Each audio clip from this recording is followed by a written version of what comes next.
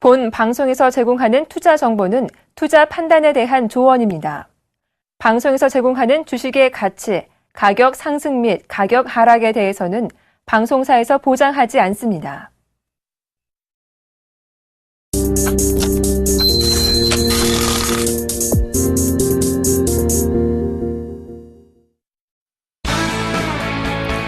안녕하십니까. 주식잔소리 정재멘트입니다. 오늘 시장의 흐름들 여전히 외국인들이 순매수를 해주면서 상승 시도가 좀 나와주고 있는 그런 모습들입니다. 장중에 2000포인트 다시 탈환하는 듯 했으나 1996포인트대 거래가 되고 있는 그런 모습들이 나타나고 있습니다. 자, 잠깐 환율을 보실 필요성이 있을 것 같은데요. 환율이 저점을 이탈해주는 그런 모습들이 나타났습니다. 1050원짜리대를 항상 좀 지지를 해주는 그런 지지 라인대의 모습을 좀 보였었는데요. 금일 같은 경우는 1050원을 붕괴시키는 그런 모습들이 나타났습니다. 그로 인해서 수출주들이 약간 즉 IT 쪽과 자동차 쪽 종목군들이 약간 약한 흐름들이 진행이 되고 있는 반면에 내수 섹터들이나 경기 민감주들이 순환매에 좀 나오고 있는 그런 모습들입니다. 자, 금일 같은 경우 외국인 쪽 많이 빠져있는 그런 종목군들이나 내수, 유틸리티 이런 종목군들 좀 보고 있으니까요. 그런 종목군들 단기적으로 관심을 한번 가져볼 필요성이 있을 것 같습니다. 자, 주식잔소리 참여 방법부터 말씀드리도록 하겠습니다. 주식잔소리는 두 가지 방법이 있습니다. 전화상담과 문자상담이 있는데요. 전화번호는요, 02-3153-2611, 2612 두 대의 전화를 설치를 했습니다. 좀 더 수월하게 해드리고자 두 대를 설치했으니까요. 전화들 많이 주시고요. 문자는요, 무료 문자입니다. 013-3366-0110번으로 문자를 보내주시면 될 것 같고요. 문자를 보내주실 때는요, 매수가 비중을 함께 올려주시면 좀 더 수월한 상담이 가능하다라는 점 말씀을 드리도록 하겠습니다. 자, 그리고 이벤트가 있죠. 수익으로 이끌어줄 멘토가 필요한 분들께는 나름 좀 도움이 되지 않을까 싶습니다.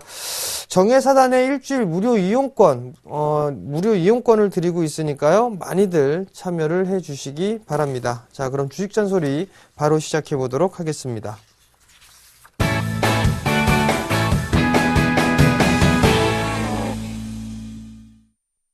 자, 컴투스를 매수를 하셨습니다. 37,500원에 10%를 매수를 하셨네요. 자, 컴투스가 바닥을 다지고 난 이후에 다시 한번 한 차례 상승 시도가 나와주는 그런 모습들이 나타났습니다. 자, 차트를 보시게 된다라면 하락 추세대를 넘어선 그런 모습들이 나타나고 있고요. 그리고 난 이후에 4월 4일날 41,000원대의 고점을 형성해주고 조정을 좀 받고 있는 그런 모습들이죠.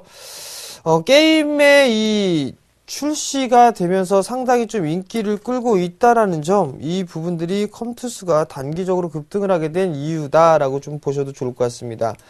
자, 금일 같은 경우는 전날 약 9%까지 장중에 밀려 내려오는 그런 모습들이 나타났었는데, 금일 같은 경우는 갭상승 출발하면서 전날 종가 자리를 좀 지지를 해주고 있는 그런 모습들이 나타나고 있습니다. 자, 우선적으로 봐야 될 부분들은요. 37,500원짜리대에 좀 매수를 하셨습니다. 이 자리대가 단기적으로 좀 자리대가 될 수 있다라고 좀 보셔도 좋을 것 같습니다. 자, 잠깐 30분 봉을 좀 보면서 말씀을 드려보도록 하겠습니다.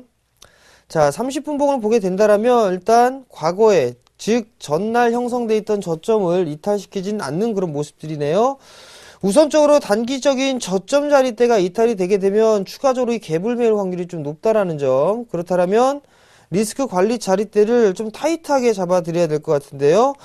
우선 비중이 10%니까 좀 확인 과정을 좀 거쳐보자. 그렇다면 35,000원이 이탈이 되게 되면 어느 정도 리스크 관리를 좀 해야 된다라는 점 기억을 하시고요.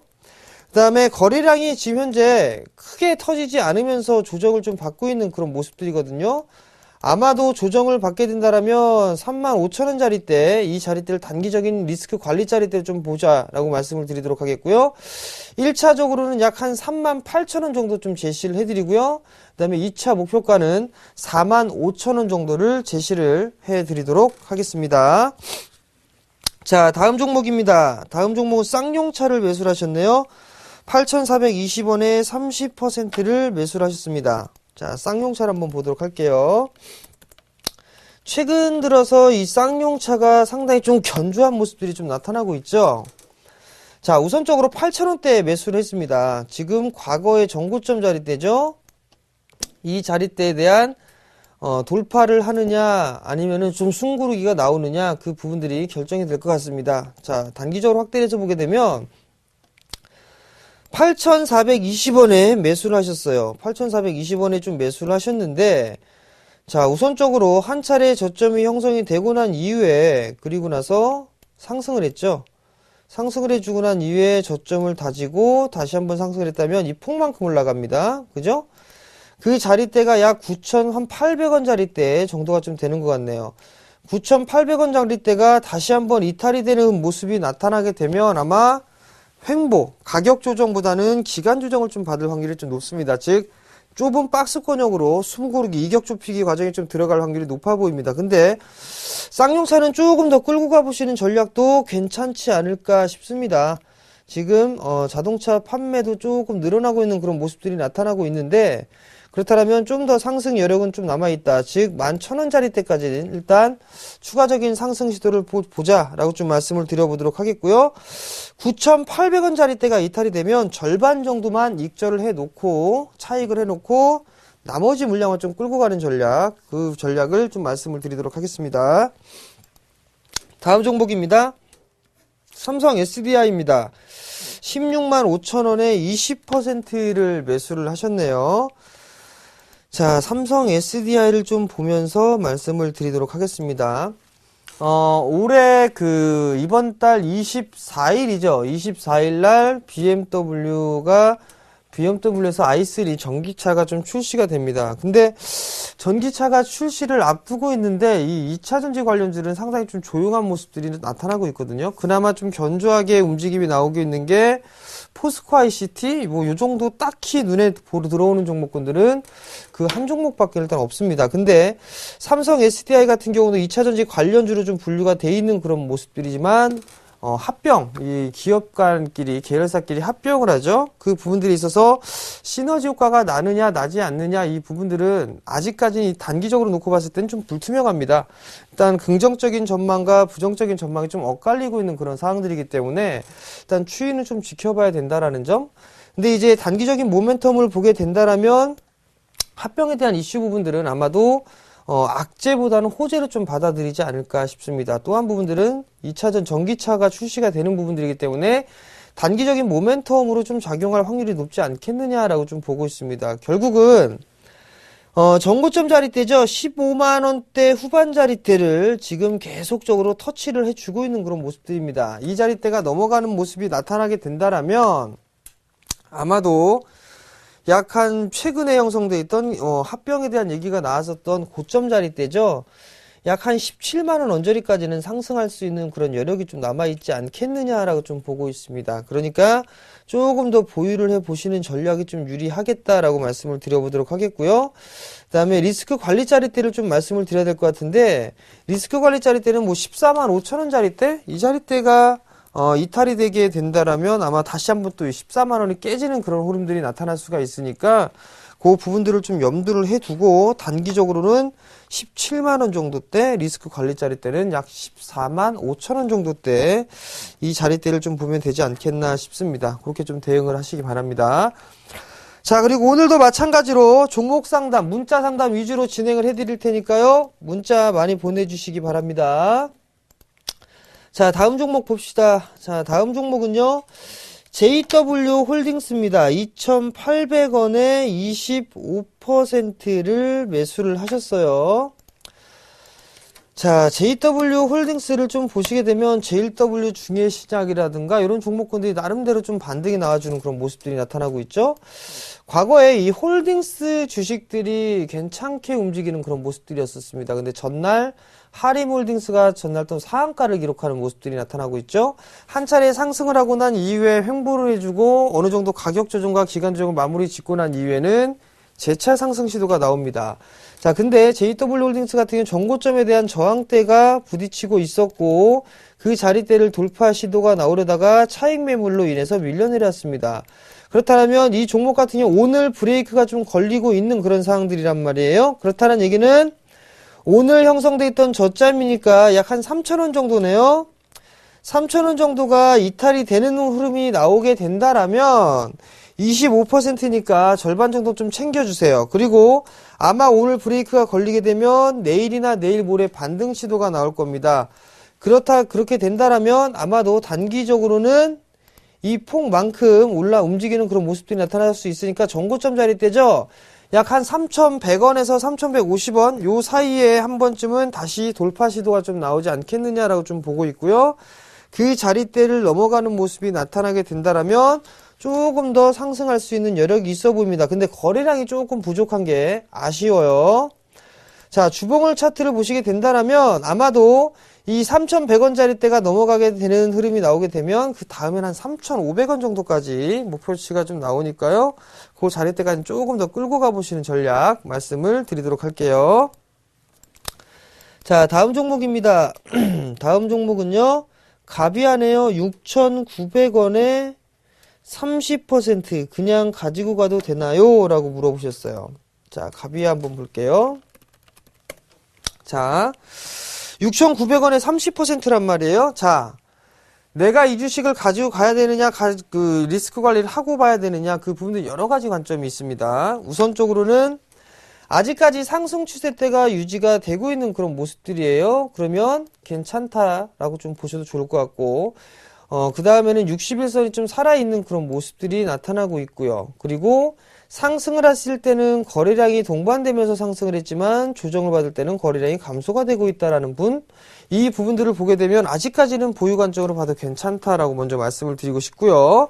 수급적인 부분들을 좀 잠깐 보시게 된다면 수급적인 부분도 딱히 나쁘진 않습니다. 그럼 그 다음 넘어가도록 하겠고, 실적이 나오는가 나오지 않는가를 한번 살펴봅시다. 자, 보시게 되면 실적이 70억 정도가 나오네요. 작년 대비해서 조금 줄어들었네요. 그죠?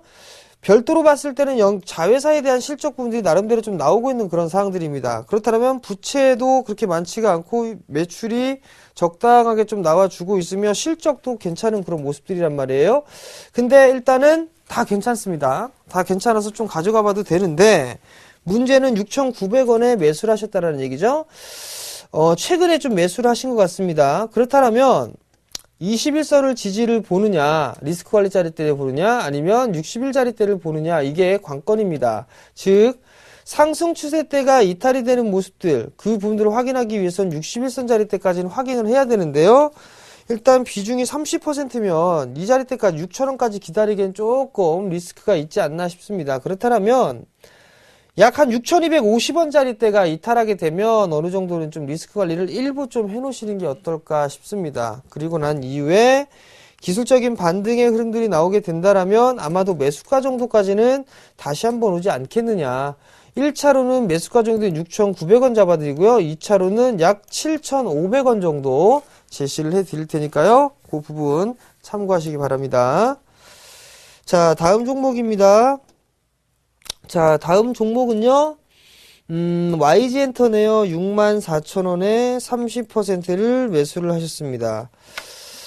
자, YG엔터를 한번 보도록 할게요. YG엔터도 최근에 조정을 받았다가 금일 다시 움직이는 모습들이죠. 1분기 최고 실적을 예상을 하고 있습니다. YG엔터가요. 그리고 한류에 대한 부분들, 한류 열풍이 여전히 좀 상당히 대단하죠. 김수현 효과, 소위 말해서. 그런 부분들을 놓고 봤을 때 이 엔터주들 같은 경우는 조금 더 상승 시도가 좀 나올 수는 있겠으나 일단 저점 자리대, 즉 61선 자리대를 지지를 해주고 있는 그런 모습들이 나타나고 있네요. 전날 거래량이 조금 증가가 되면서 전고점 자리대를 넘어가는 듯 했으나 아직까지 못 넘어갔거든요. 자, 결국에는 이 6만원 자리대를 이탈하느냐 지지해주느냐 이게 관건이고요. 그 다음에는 이 자리대를 넘어가야 될 것 같습니다. 65,000원 자리대를 넘어가야지만 63,900원 고점을 넘어서 65,000원 자리까지도 아니죠. 75,000원 자리대까지도 보여지는 그런 상황들인데 제가 봤을 때는 조금 더 가져가 보시는 전략도 좀 괜찮지 않을까 싶습니다. 단기적으로 이 6만원에서 65,000원 사이 때 매물수화를 거듭을 해주고 난 이후에 일단은 한 차례 더 상승 시도가 좀 나오지 않을까라고 좀 보고 있거든요. 그러니까 약 단기적으로 봤을 때 한 7만원 정도, 7만원 정도를 목표가로 좀 놓고 대응을 하시는 게 좀 좋을 것 같고요. 리스크 관리 자리 때는 61선 기준으로 좀 대응을 하시면 적당하겠다라고 좀 말씀을 드리도록 하겠습니다. 자, 다음 종목입니다. 자, 다음 종목은요, 세운 메디칼이네요. 4,820원에 10%를 매수를 하셨습니다. 자, 세운 메디칼을 한번 보도록 해요. 자, 세운 메디칼을 좀 보시게 되면, 헬스케어 쪽 부분들을 보게 되면, 최근에 60일선을 깨지는 모습들이 나타났습니다. 조금 더 조정을 받을 수가 있는 그런 부분들이거든요. 4,820원이면 크게 물려있지는 않단 말이죠. 약 한 2%가 조금 넘는데요. 이 자리대 61선 자리대가 이탈이 됐는데 아마도 밀려 내려오는 그런 모습들, 아마도 큰 폭으로 밀리게 된다면 4,400원 정도 때까지 밀려줄 수가 있어 보입니다.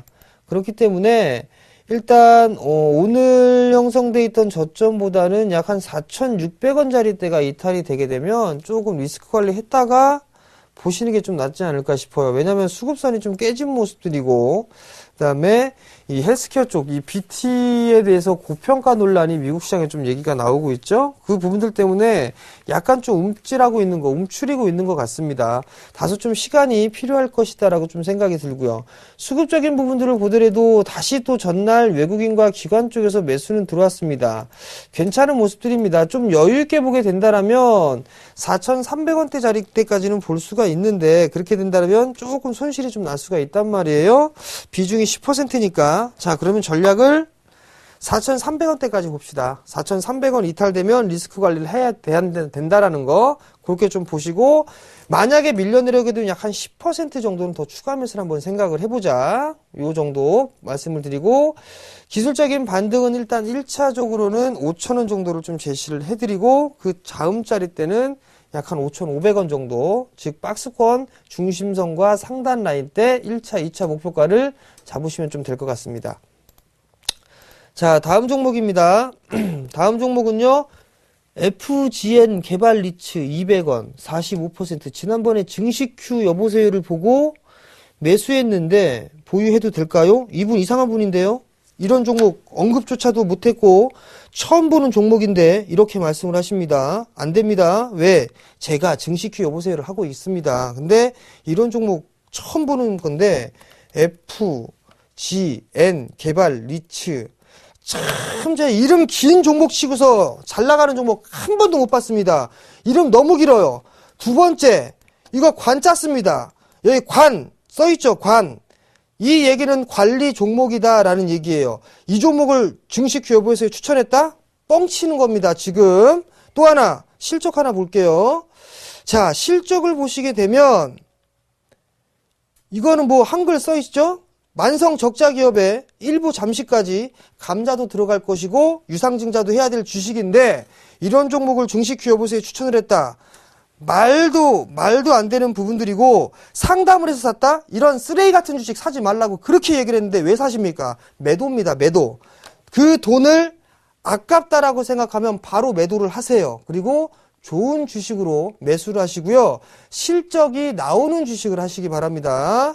다시 한번 강조드립니다. 관짠 주식 하지 마십시오. 그게 내 돈 지키는 가장 기본적인 길입니다. 자, 다음 종목입니다. 자, 다음 종목을 보면 코디에스를 매수하셨어요. 4,400원에 10%를 매수를 하셨습니다. 자, 코디에스를 한번 보도록 할게요.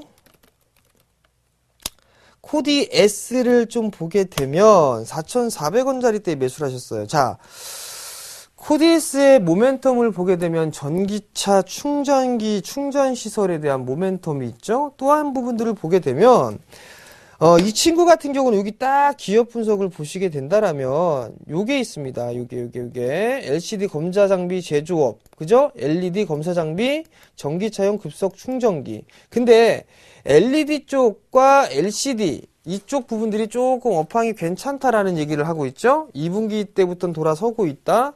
LG 디스플레이 괜찮단 말이에요. 디스플레이 쪽, 그죠?